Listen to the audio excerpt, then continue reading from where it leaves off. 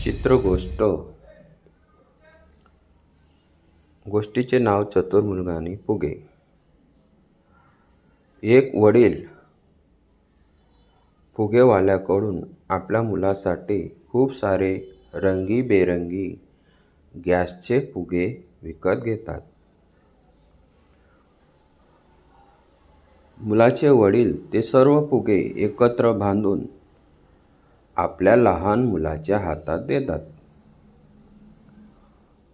फुग्यांच्या ताकदीमुळे लहान मुलगा अचानक हवेत वर उडू लागतो. हे पाहून सर्वजण घाबरतात. आजूबाजू उभे असलेले सर्व मुले घाबरतात आणि आरोळी मारायला लागतात. मुलाचे वडील पण घाबरून जातात. पण मुलगा हुशार होता.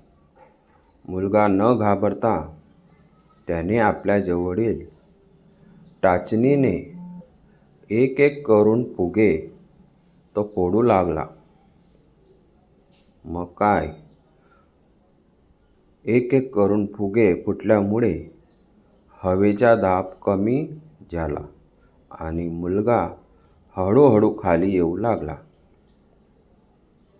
आणि